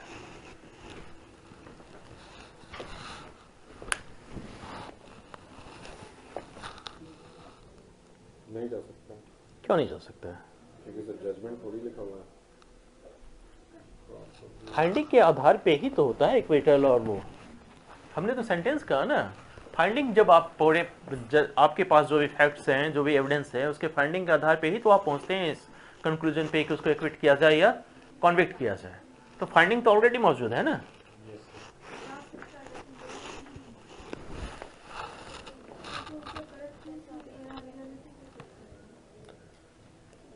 हाथ चेक करेगा और पता चला कि नहीं ये गलत है, उसको एक्विट नहीं करना चाहिए था।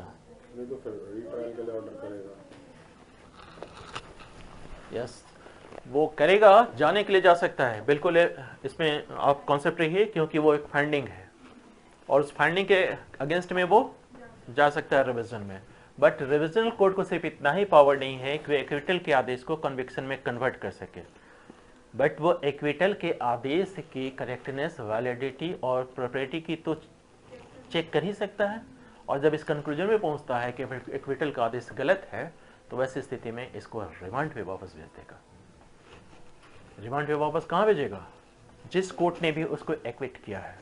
अगर वह एक्विट करने वाला कोर्ट ट्रायल कोर्ट है तो कहेगा कि फिर से रिट्रायल करो, बाकी चीज़ों की जांच करो, और इसके फंडिंग भी साथ में गई है ना, तो इसके आधार पर अभी इस आलोक में आप इसकी जांच कीजिए। और अगर अपीलेट कोर्ट है खुद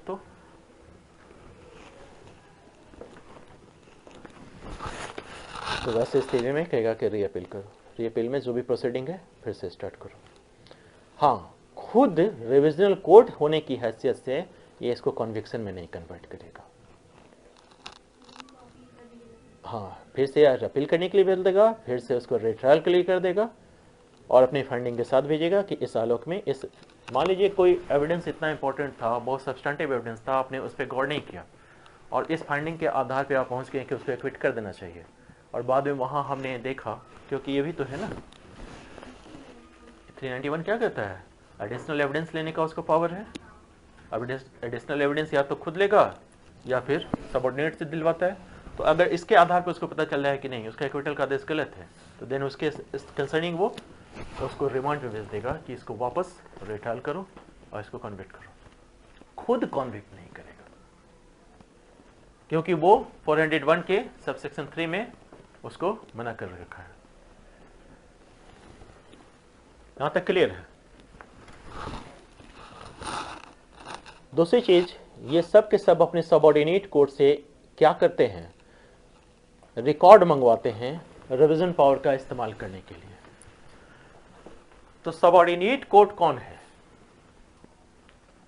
तो देखिए 397 के एक्सप्लेनेशन में उसने सबऑर्डिनेट कौन कोर्ट कहा है कि कोई भी मजिस्ट्रेट का कोर्ट, चाहे वो एग्जीक्यूटिव हो या जुडिशरी हो, चाहे वो ओरिजिनल जुरिस्डिक्शन का इस्तेमाल कर रहा हो, चाहे अपीलेट जुरिस्डिक्शन का इस्तेमाल कर रहा हो, सेशन कोर्ट के सबऑर्डिनेट होंगे।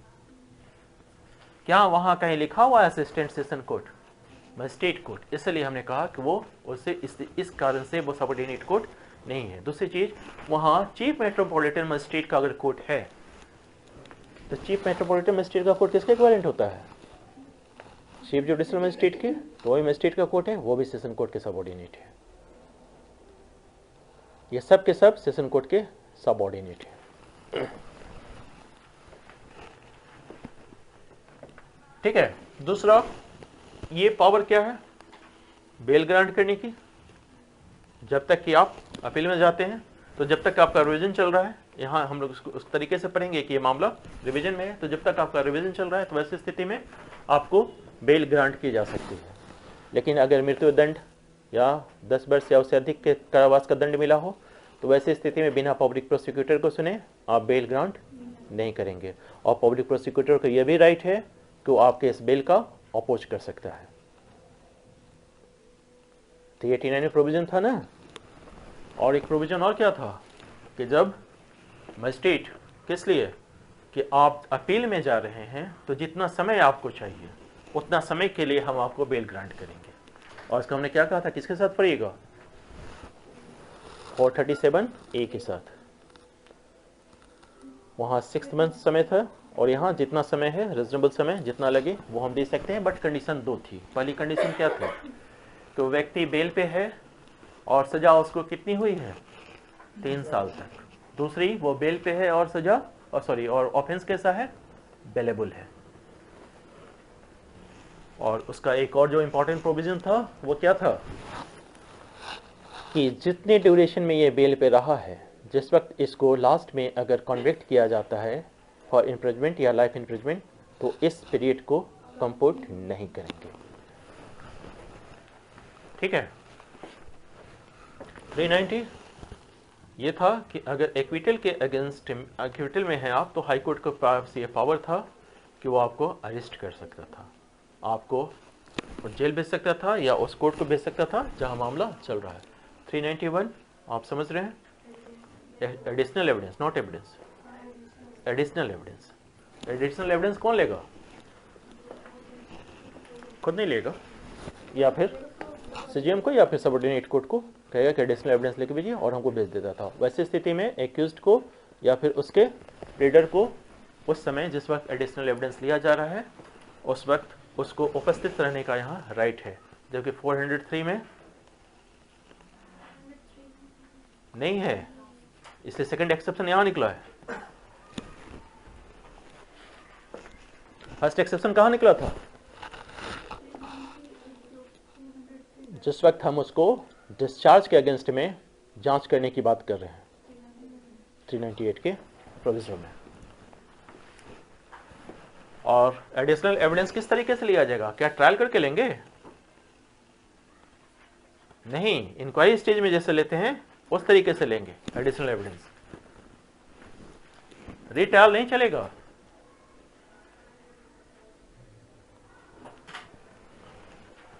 (307) है, एक कॉम्प्लेक्स होता है, उसको जब हम क्षमादान करते हैं तो कुछ उसको लालच देते हैं। लालच क्या देते हैं कि हम तुमको क्षमा कर देंगे, तुम बाकी चीजें बता दो। इसको अप्रूवर भी कहते हैं, कॉम्प्लेक्स भी कहते हैं। तो वैसे स्थिति में ये पावर है रिविजनल कोर्ट को भी कि इस तरीके से वो कोई एविडेंस अगर लेना चाहता है कि किसी व्यक्ति को क्षमा का लालच देखी या इस तरह की किसी चीज़ को, तो फिर वो ले सकता है। और 392 हम लोग चर्चा किए हैं कि अगर अपेट कोर्ट, तो यहाँ फिर हम रिविजनल कोर्ट की बात हो जाएगी कि अगर अपने ओपिनियन में डिवाइडेड है तो वैसे स्थिति में नहीं, या तो वो किसी थर्ड जज को, और थर्ड जज का ओपिनियन है कि इसको लार्ज जज पेज को वोट किया जाए, तो फिर वैसे स्थिति में हाँ तो ओपन देते हुए वो लार्ज जज पेज को। ये सारे के सारे पावर हैं जो रिविजनल कोर्ट इस्तेमाल करता है।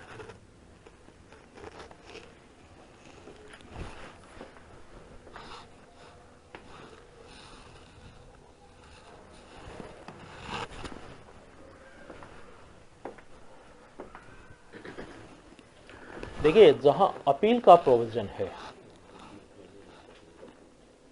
फिर से ध्यान से सुनिए, जहां अपील का प्रोविजन है वहां रिवीजन लाई नहीं करेगा।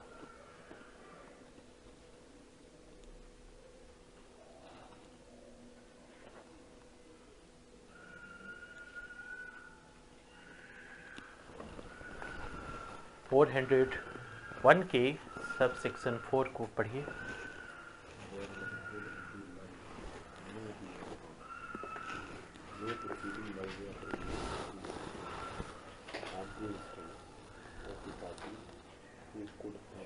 आपके पास अपील करने का था, आपने अपील नहीं किया और रिवीजन में चले गए, तो वैसे स्थिति में रिवीजन लाई नहीं करेगा।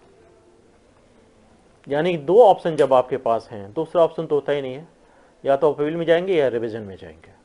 जहां अपील नहीं है वहां आप रिवीजन में जाएंगे, क्योंकि अपील है और आपने रिवीजन को एक्सरसाइज किया है तो रिवीजन लाई नहीं करेगा।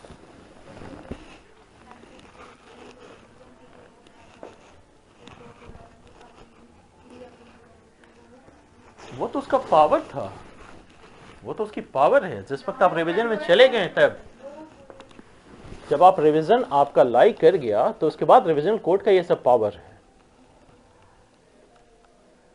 और री अपील की प्रोसीडिंग को अलाउ कर रहा था री अपील करने के लिए, मतलब री अपील करने के लिए नहीं कर रहा था, री अपील में जो प्रोसीडिंग चल रही थी वहां उसने रिमांड करके भेज दिया था कि अब आप इस प्रोसीडिंग को फिर से स्टार्ट कीजिए उस स्टेज से, क्योंकि हमने कुछ एडिशनल एविडेंस लिया है, उसके आलोक में अब आप इस प्रोसीडिंग को स्टार्ट कीजिए।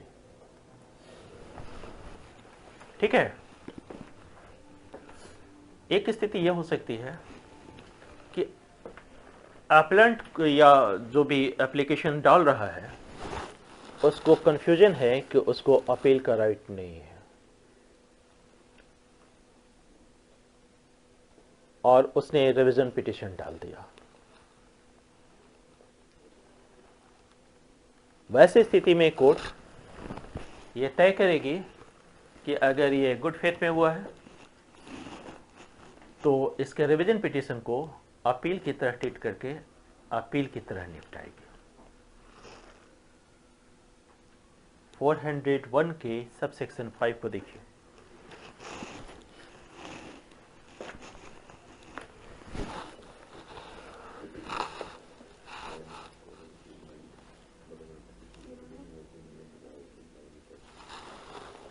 यहां तक क्लियर है या कोई कंफ्यूजन है? 401 का 2 क्या कह रहा है?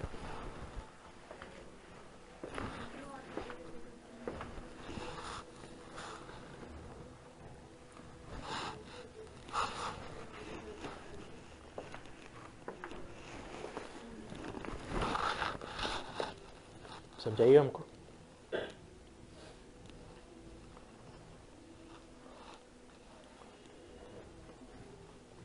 ये 401 और 399 सेशन कोर्ट को जो, मतलब हाई कोर्ट को जो पावर है वही सेम पावर आपके सेशन कोर्ट को भी है, तो ये रिविजनल पावर है।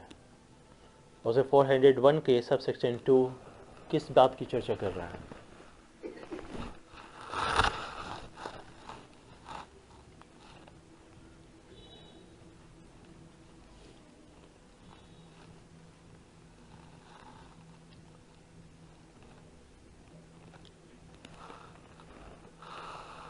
नहीं क्लियर हुआ? कस के बोलिए।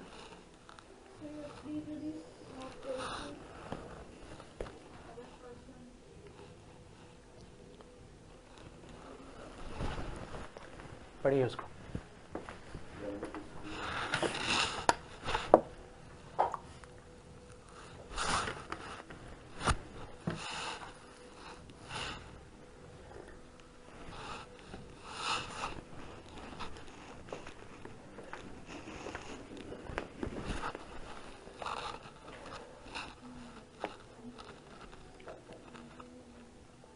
कुछ नहीं समझ में आया।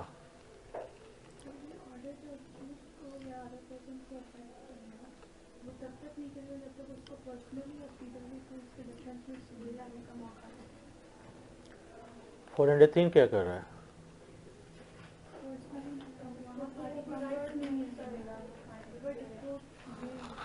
ये दोनों कॉन्ट्राडिक्शन में है कि एक ही चीज है?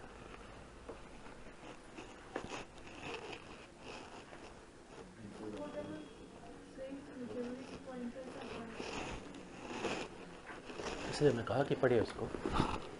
403 क्या कहता है कि किसी भी पक्षकार को, जो भी पार्टीज हैं या उसके प्लेडर को सुने जाने का कोई राइट नहीं है, जो कि 401 का सबसेक्शन 2 क्या कह रहा है?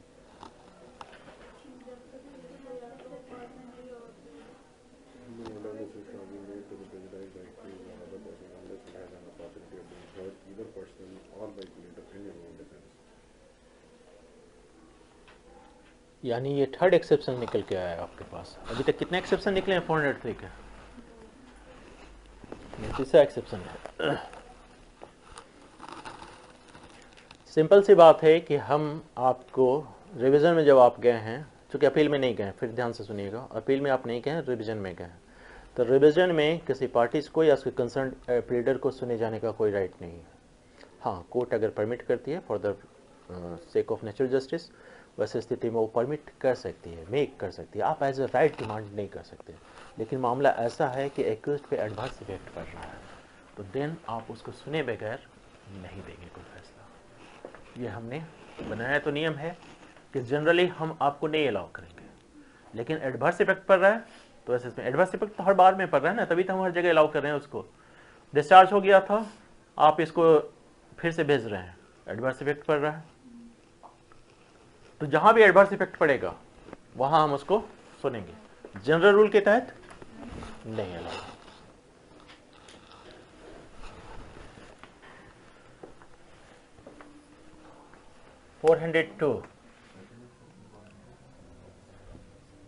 चलिए, हमने कहा कि मामला किसी एक कोर्ट के द्वारा ही सुना जाएगा। एक स्थिति ऐसी बन सकती है कि एक से अधिक व्यक्ति हो किसी प्रोसीडिंग में, उनमें से कुछ चले जाएं सेशन कोर्ट, क्योंकि ऑप्शन तो है, आप सेशन कोर्ट भी जा सकते हैं और हाई कोर्ट भी जा सकते हैं, और कुछ चले जाएं हाई कोर्ट। आप हर एक को तो नहीं कहें ना कि मेरे साथ चलो सेशन कोर्ट या मेरे साथ चलो हाई कोर्ट, ये ऑप्शन है। उनमें से कुछ चले गए सेशन कोर्ट, कुछ चले गए हाई कोर्ट, बट मामला तो एक ही मैटर से रिलेटेड है। तो ये हाई कोर्ट तय करेगा कि मामला फाइनली कहाँ सुना जाए, और वो पार्टीज के कन्वीनियंस के और फैक्ट के अकॉर्डिंगली इस बात में जजमेंट देगा, डिसीजन देगा, और उसी जगह सुना जाएगा। तो ये हो सकता है कि वो जो लोग उसके पास आए हैं उनको सेशन कोर्ट भेज दे, या हो सकता है कि जो लोग सेशन कोर्ट गए हैं उनको अपने पास बुला ले फॉर द जनरल कन्वीनियंस, और जो इफेक्ट उसके अकॉर्डिंगली। तो वैसी स्थिति में क्या होगा, यह माना जाएगा कि अगर उसने सेशन कोर्ट भेज दिया है तो माना जाएगा कि सभी लोग ने सेशन कोर्ट में ही फाइल किया है। अगर उसने हाई कोर्ट बुला लिया है तो माना जाएगा कि हाई कोर्ट में ही फाइल किया है, और इन दोनों में हाई कोर्ट का या सेशन कोर्ट का जिसका भी फैसला आ गया उसके अगेंस्ट में फिर दूसरे कोर्ट में आप नहीं जा सकते, क्योंकि वन रिवीजन होगी। ऐसा नहीं कि हाई कोर्ट के बाद चूंकि सेशन कोर्ट ने फैसला कर दिया तो आपको लगा कि अपीलेट कोर्ट है हाई कोर्ट तो वहां चलें, ये बात नहीं होगी। वो अपील में आप जा सकते हैं, रिवीजन में आप नहीं जा सकते। हाँ, रिवीजन एक ही बार होगा, ठीक है।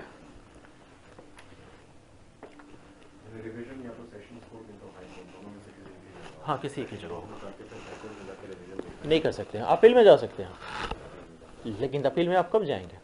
क्या कहता है 372? जब आपके रिवीजन अपील में जाने का इनहेरेंट पावर तो होता नहीं है। जब आपके पास कोई इस तरह का अपीलेट राइट हो तभी तो आप जाएंगे ना, वो आपका इनहेरेंट राइट तो नहीं है।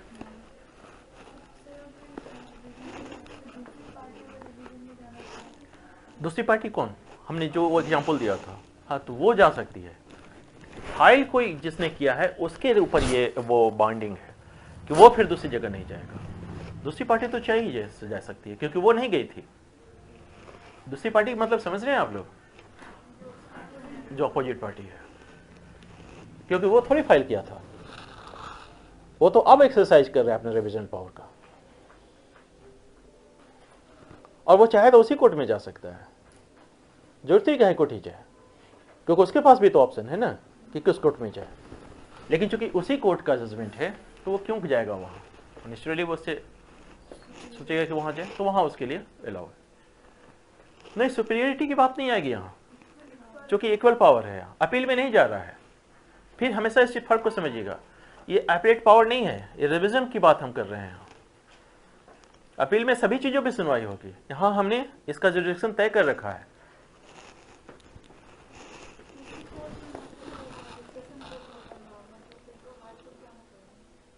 हमने ये थोड़ी कहा है, आपके पास है, आप चाहे तो सेशन कोर्ट ही जाइए, लेकिन ऐसा डिसीजन वो क्यों लेगा? उसी कोर्ट से डिसीजन है तो वो क्यों जाएगा लेगा?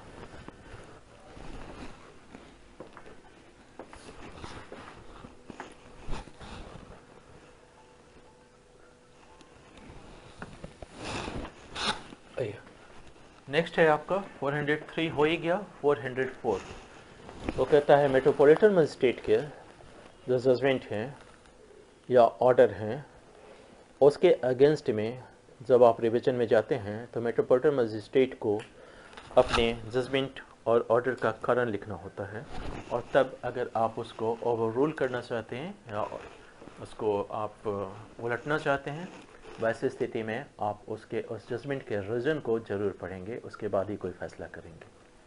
इसका कारण जानते हैं? पहली बात यह है, मेट्रोपॉलिटन मजिस्ट्रेट की बात हो रही है।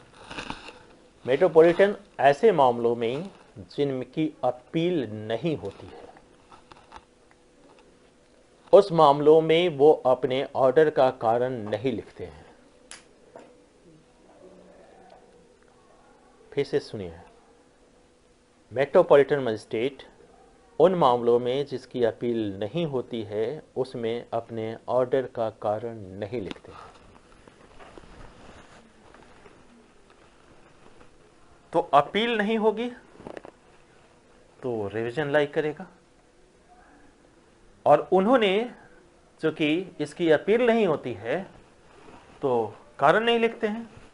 तो जब कारण नहीं लिखेंगे तो रिविजनल कोर्ट कैसे अपना जो भी ओवर रोलिंग करना होगा या उसको कन्वर्ट करना होगा तो वो कैसे करेगा? इसलिए ये प्रोविजन हमने दिया है कि जब वो अभिलेख मंगाएंगे, रिकॉर्ड मंगाएंगे मेट्रोपॉलिटन मजिस्ट्रेट से, तो मेट्रोपॉलिटन रिकॉर्ड के साथ उन कारणों को भी लिख के देंगे स्टेटमेंट के, और कोई मटेरियल फैक्ट होगा उसकी भी चर्चा करेंगे उसके कंसर्निंग, ताकि तब ये कैपेबल हो सके रिविजनल कोर्ट यानी कि सेशन कोर्ट या हाई कोर्ट कि वो किस कारण से ऐसा आदेश लिखे थे। इस वजह से एक तरह से कंपेल किया जाता है। कंपेल नहीं ना, आप कैसे, आप मान लीजिए सेशन कोर्ट है और आपके पास मेट्रोपॉलिटन मजिस्ट्रेट का जजमेंट आया है, वो जजमेंट जिसकी अपील नहीं होती है और उसके लिए वो बाइंडिंग नहीं है अपने रीजन लिखने के लिए, तो आप कैसे समझेंगे कि सही है? हमने क्या चीज़ देखना है? उसकी वैलिडिटी देखनी है, करेक्टनेस देखना है, प्रॉपर्टी देखनी है। आप कैसे चेक करेंगे? इसलिए हमने कहा कि आप उन सब चीज़ों का रीजन दीजिए, कोई मटेरियल फैक्ट हो उसको भी दीजिए, ताकि तब हम समझ सके कि आप इस कंक्लूजन पे कैसे पहुंचे थे। इसलिए हमने 404 में ये प्रोविजन दे रखा है। रिविजनल कोर्ट कंपेल कर रहा है इसलिए कि हम समझे तो सही कि आप इस कंक्लूजन पे पहुंचे कैसे, क्योंकि अगर ये उनके पास ऑप्शन नहीं रहता कि ऑर्डर बिना रीजन के लिखें, तब तो वो रीजन लिख दिए रहते, तब तो सिंपल रिकॉर्ड मंगा लेते और काम हो जाता।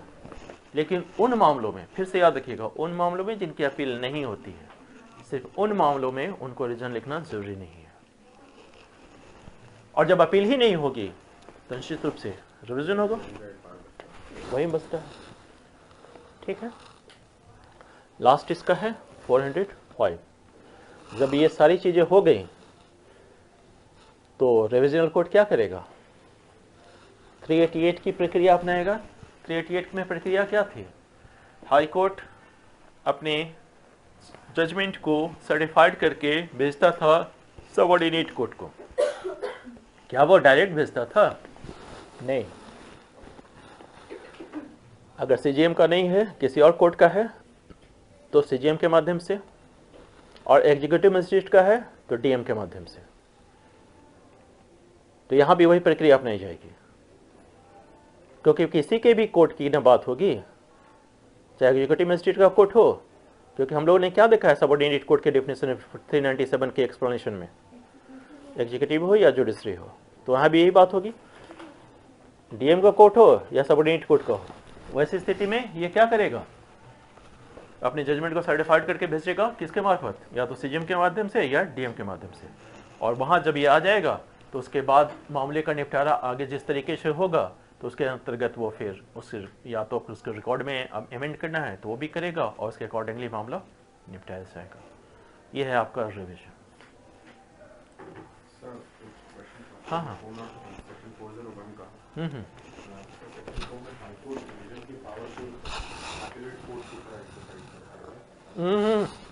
एपलेट कोर्ट का जो पावर है वो रिविजनल कोर्ट के पावर में सभी पावर नहीं। देखिए ना, हमने यहाँ तो लिस्ट बना रखी है, लेकिन यहाँ बताइए ना, यहाँ जब 386 में हम इसके कॉन्विक्शन क्या कहते हैं एक्विटल के पावर को, क्या वो कन्वर्ट कर पा रहा है? नहीं कर पा रहा है। और वो हमने लिख भी दिया है 401 के सबसेक्शन 3 में।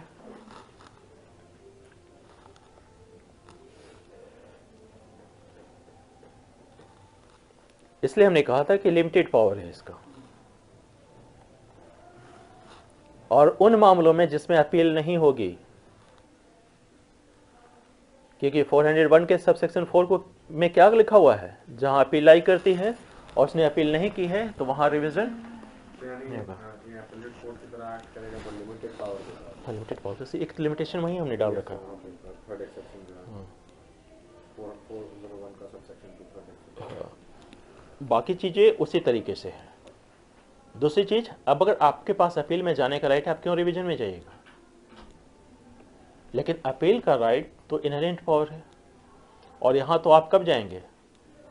कैसे भी सेंटेंस, ऑर्डर और फाइंडिंग के अगेंस्ट में जा सकते हैं, बट इंटरलोकेटरी ऑर्डर के अगेंस्ट में नहीं जाएंगे। तो मधुले में और अमरनाथ का जजमेंट है, उसने बता दिया कि अगर इस तरह का मामला है जिसमें मामला समाप्ति हो जाएगा इस तरह का आदेश है, तो इंटरलोकेटरी ऑर्डर नहीं मानेंगे उसको। नहीं है, स्टैट्यूटरी राइट है वो। जब तक आपको किसी अधिनियम या मतलब जिस एक्ट के तहत आप गाइड उससे, या फिर टाइम बिंग इन फोर्स कोई एक्ट है उसमें अगर जब तक नहीं दिया गया है, तब तक आप अपील का एक्सरसाइज नहीं कर सकते। ठीक है।